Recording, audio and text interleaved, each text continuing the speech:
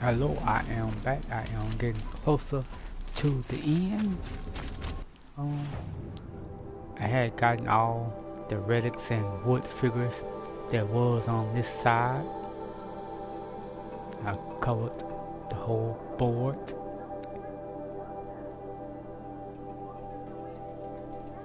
And so now with the work up here in this region.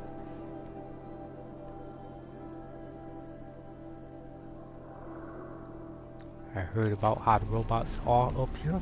I can't wait to find out.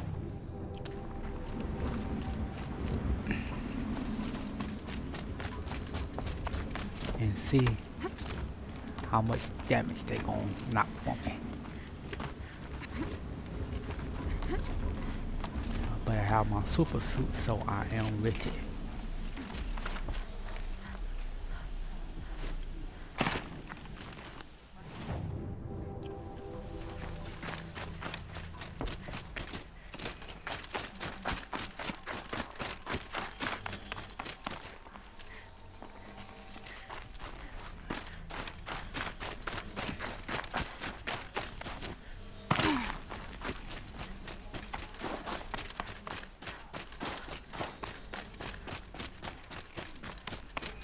And lower as much as I could on the other side, so I said I wasn't gonna come here until at least close to 60. But I done everything over there, so I'm gonna go ahead and take a chance and see what it is.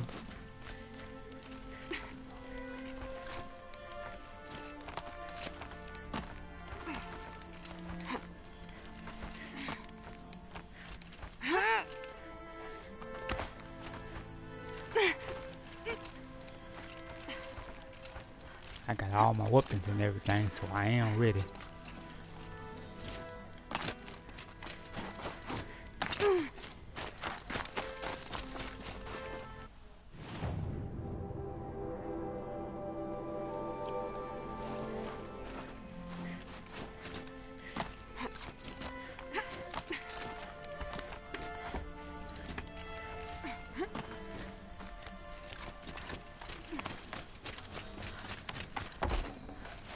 I can't spare the weight.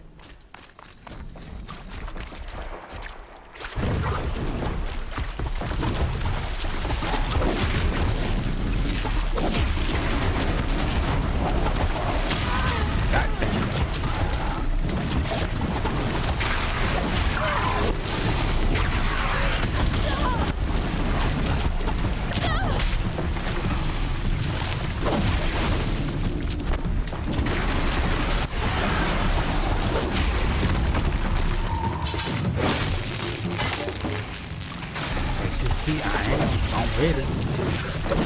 Can't fuck with it. Real quick. And I'm cooking.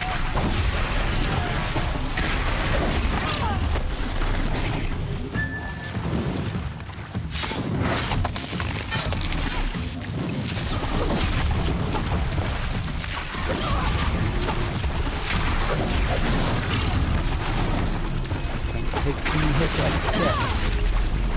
There's no way.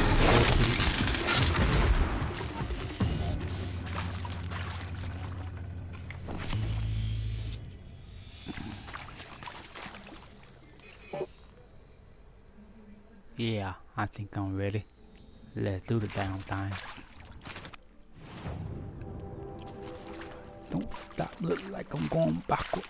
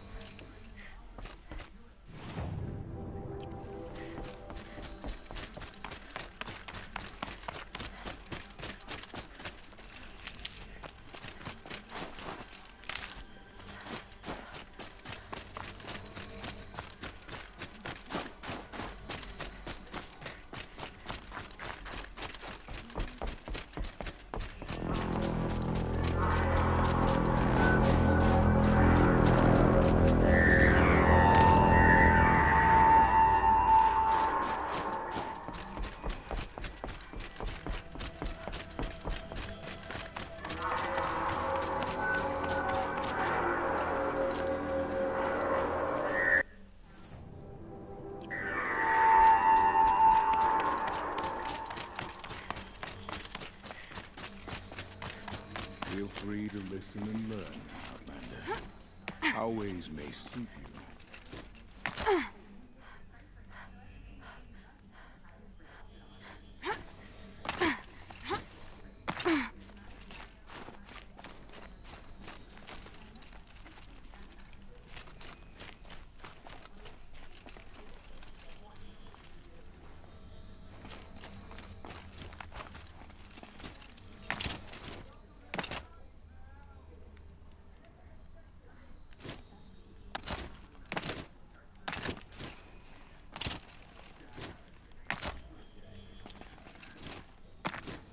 Just wanted to see if I could.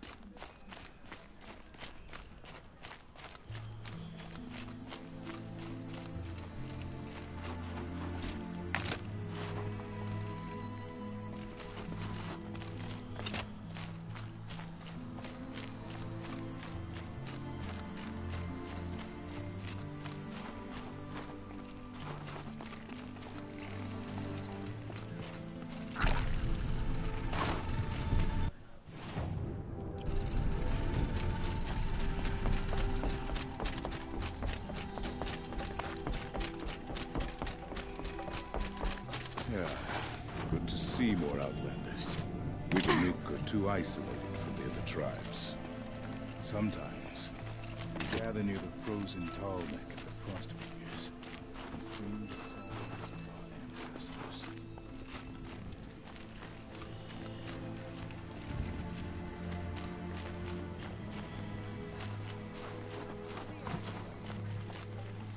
Ideas about women. How many great warriors that they ignored? You're looking strong.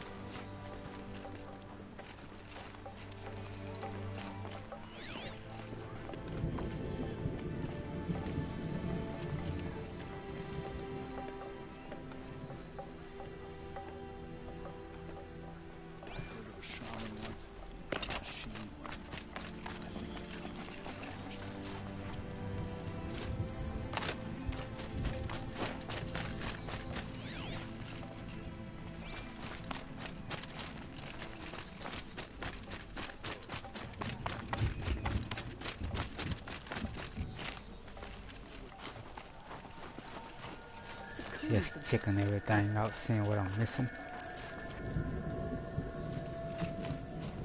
Sakuli's painting progresses, I see. Wonder what it would look like in the end. Newcomers often remark.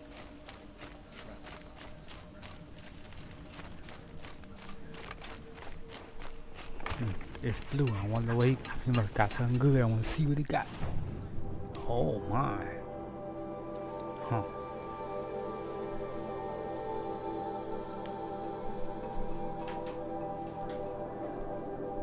Oh, I see. I gotta look for those kind of things.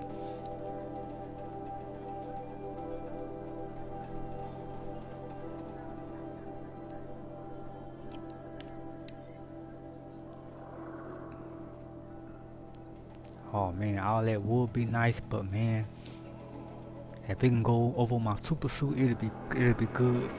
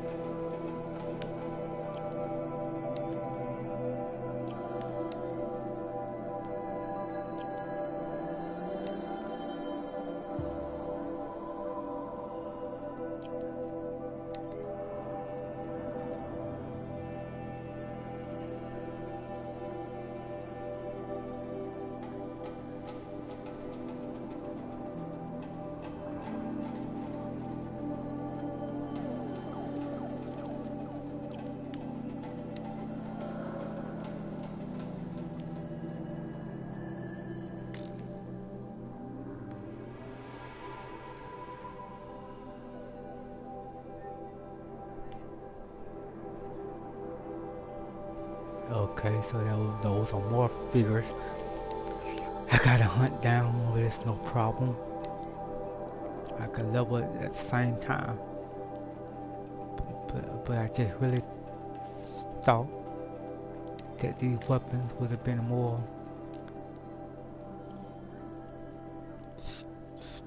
stronger than the ones I got.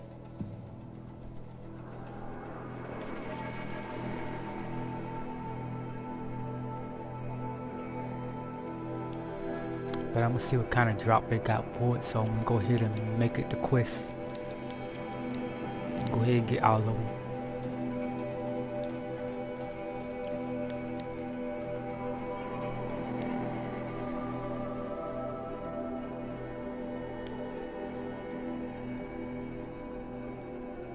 And the rest of this protect me against a lot of stuff, but I'm good with my super suit though. If we can go over super suit, it'll be alright.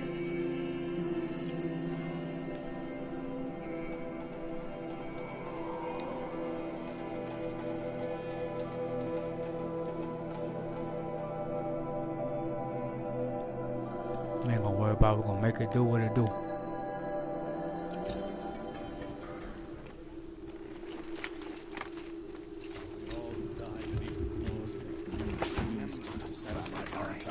When the old ones were fresh in their graves and our numbers were still small, it was she who led us through the frozen wastes. We also remember the ravenous tribe, who delighted in sucking the marrow from our broken bones. Everywhere Banu-Kai and her Werak fled, the ravenous tribe were never far behind. Seeking a way to defeat them, Banu-Kai went into the wastes and let the wind whip her cheeks. And when the cold brought sleep, she dreamt of light. She saw it behind the world, a great calming sheet of icy blue. And she saw something new. Herds of machines, each filled with the same blue light. When she woke, she knew which star to follow. She walked for many days and nights until she arrived at a temple built from sparkling ice. At the gates of the temple, she was met by the machines from her dream, who bowed to her as she entered. Inside, Banu-Kai discovered the blue light bubbling from a hole in the snowy earth like a spring. "You bid me come," she said. "My people need aid. Will you provide it?" The machines whispered to Banu-Kai. "We go where the light goes, for we are its chosen vessels. There is darkness in your heart. It cannot hold the light for long. Carry it to your people if you must, but the cost will be great." Banu-Kai waded into the pool.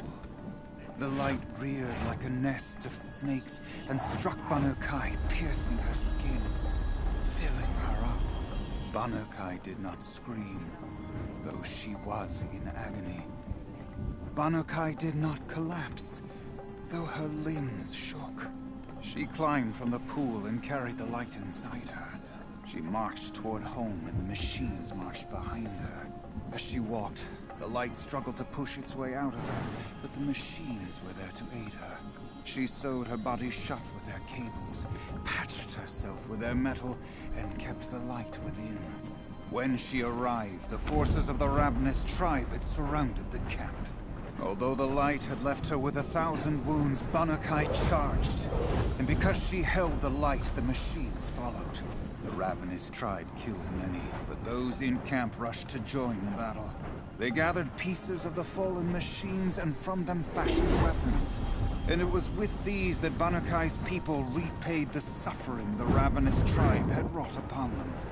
When quiet descended, Banu-Kai finally fell.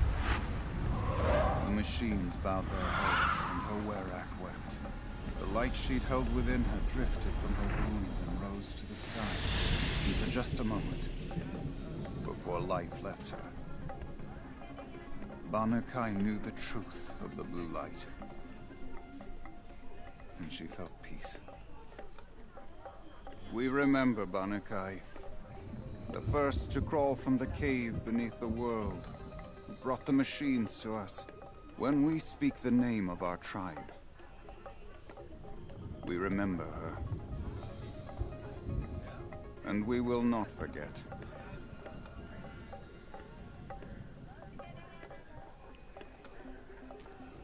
Nice theory. I like that. Bandits cower at Stone Yield because they are too afraid to face the Okay, Banuk theory. We remember, Banukai, when the old ones were fresh in their graves and Deep in. You seem sad, stranger. I heard you mention a flood. Yes. A sudden deluge, without rain or melt to explain it. I'm Laolai, the drummer of Deep Din. Or at least I was, till it disappeared under the waters. Deep Din. What's that? A hollow, carved out by the old ones. A chamber, a basin, and a musical instrument all at once. My life, my calling. I'd explain it by playing for you if I could. But its pipes are deep under the water now.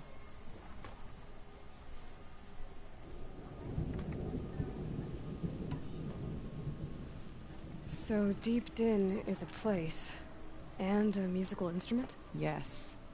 Pipes that carry a perfect tone beneath a sonorous basin. A wondrous edifice the old ones used to carry music far and wide. During the war, my father played the pipes to rally the Banuk against the Karja. I'm the drummer now. But our battles are few and far between. Mostly I play for the joy of it. Or to remember my family. Of course, if the waters don't recede, what's the point of joy? Or remembering? So the waters came fast. One day it was dry. The next, the nearby river had risen and the entire basin was flooded. I don't understand it. There was no rain, not even any clouds, and yet the river rose higher than I'd ever seen it. And there it remains. A flood without rain. That is strange. Where is this place? I'll have a look if I'm in the area. Just northwest of here. Look all you like, but I don't see what good it'll do. The floodwaters aren't going anywhere. How does one ask a river to relent?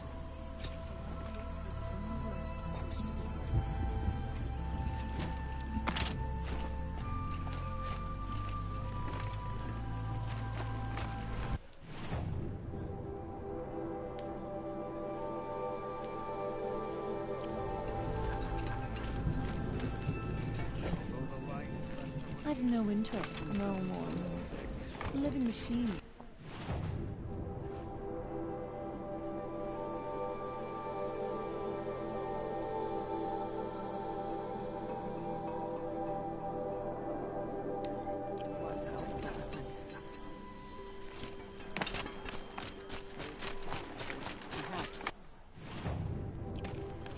They gathered pieces of the fallen machines and from them fashioned weapons.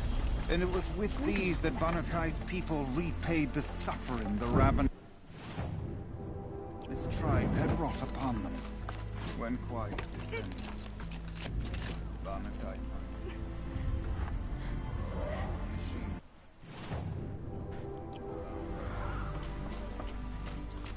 like she held her head.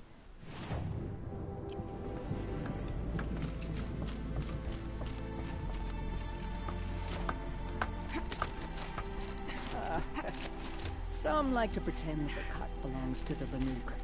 Don't listen. This land is yours if you can tame it. Look to the frozen tall.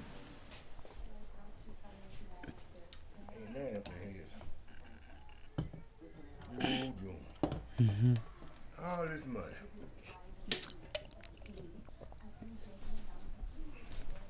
And remember, the struggle for survival is never won. Cold kills others.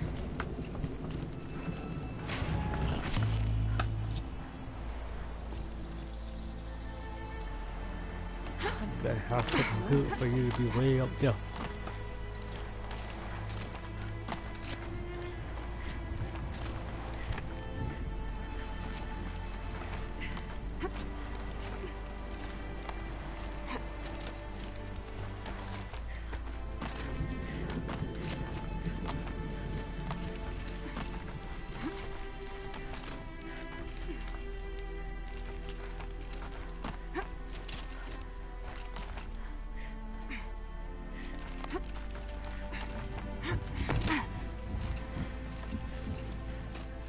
Quite a view you've got up here. It's a useful perspective.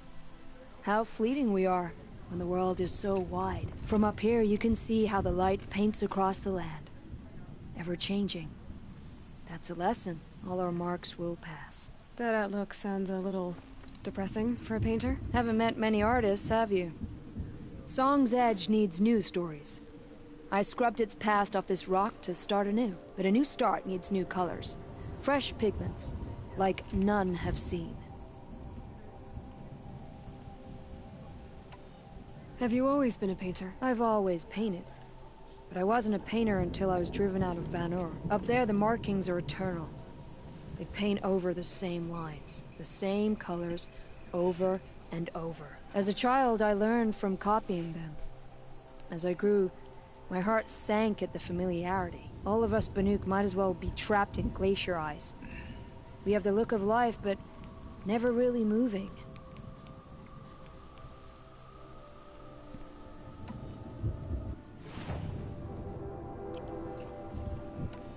These pigments you want. Where should I look for them? Salts gather at the edges of geysers and hot pools. Crystals cling to the rocks and cliffs. The Banuk rock paintings are impressive, but, You want to know what they mean. That's not the right question, but I'll answer anyway. Some are called to the machines. The sacred shapes you see on metal casings, or on a cauldron door. Do the machines listen to the call? I don't know. Others, like mine, are called to the tribe. You could say inspiration or prophecy. And sometimes even men listen, if the painting is loud enough.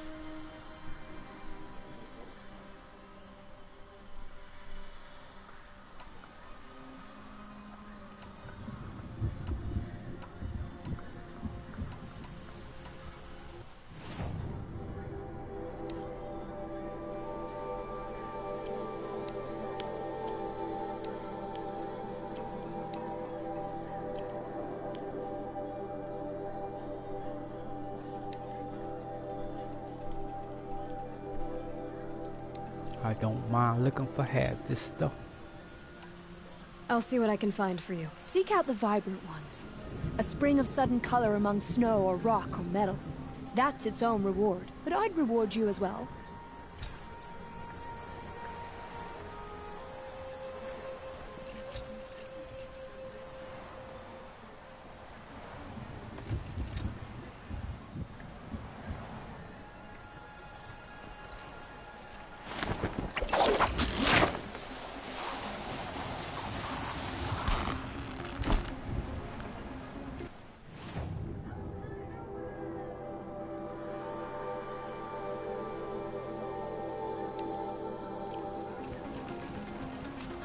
Our hands are full, Outlander. We don't have time to show you around.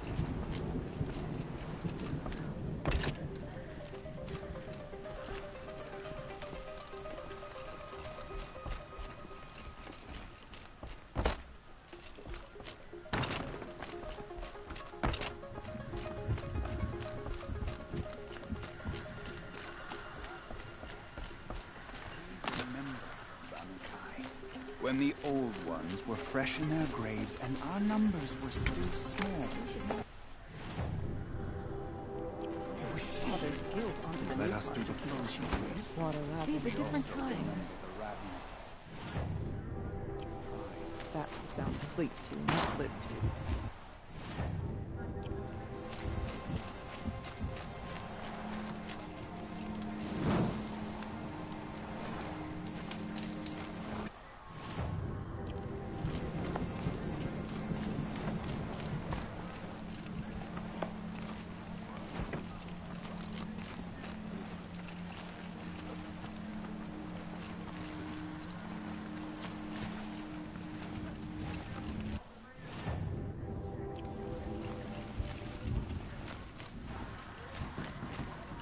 Watch yourself.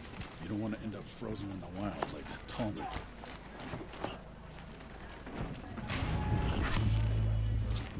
Zakuri's painting is coming along.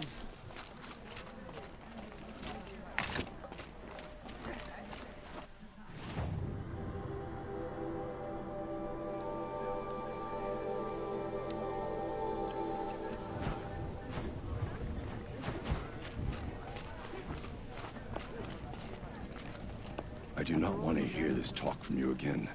Doubt is heavier than a week's snow. Forgive me, my chieftain. We will be ready for the next attempt. But this will not be an attempt. It must be done. Do you understand? My chieftain. Good. Outlander, I suppose you wish to speak?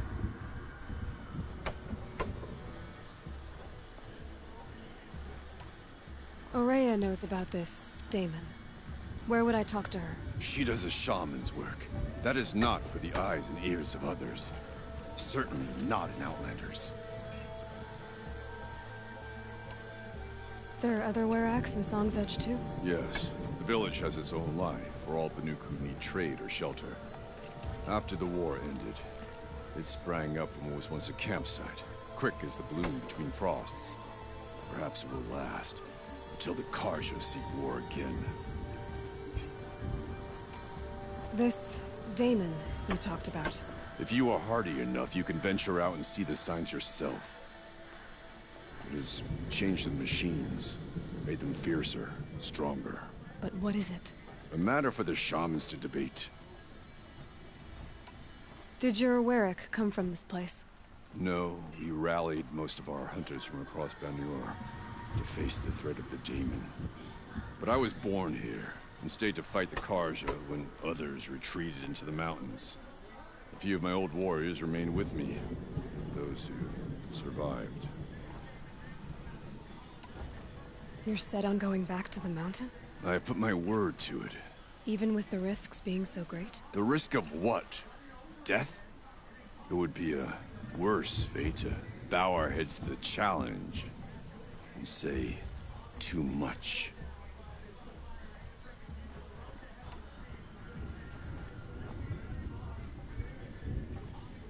Well, I guess that's it then. Good. Prefer deeds to words. Right.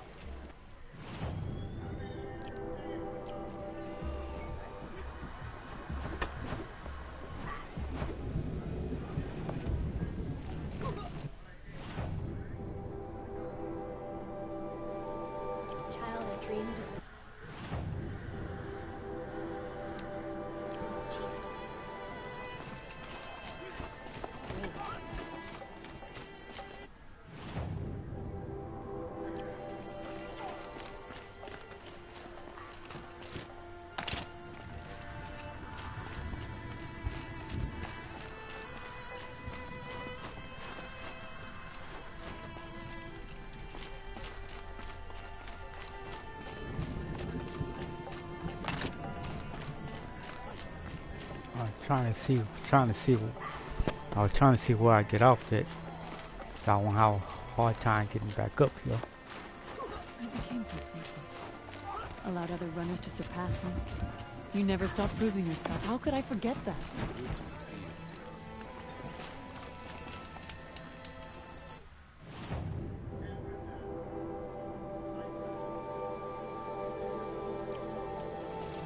Don't forget the Mad Sun King's cruelty service. Alright, here we go. Okay, if I want to learn more about how this Daemon affects the machines, I've got to find Aurea. To do that, I need to talk to her apprentice, who followed the river. Outlander! Wait a moment. That weapon of yours, Outlander, that spear, I can see the blue light upon it. This? It was made by an acquaintance of mine. Ah, a shaman. No. More of a tinker? A tinker does not understand the spark in the metal, the song in the metal like this. But it could be improved upon, modified with the help of the old ones. Far north of here there is a cave, a shaft in the snow. Within it is a nest of metal birds. Find a bird that hasn't been stripped by shamans past. Look for a rail inside it, the length of your spear. That's all I can tell you. Get a rail from some metal birds in a cave. Sounds perfectly normal.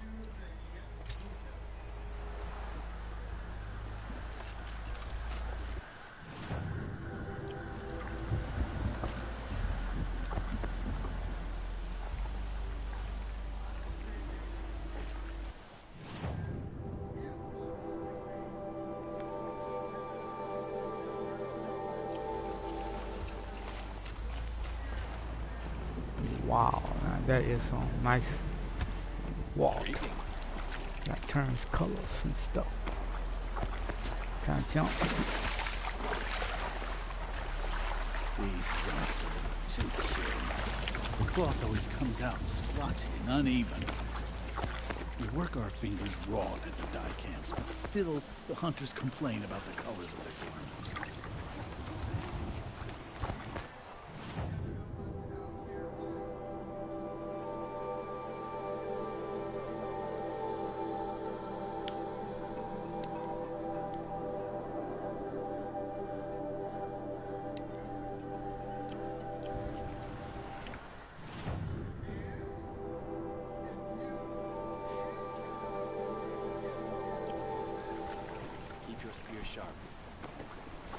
I shall return in a little bit.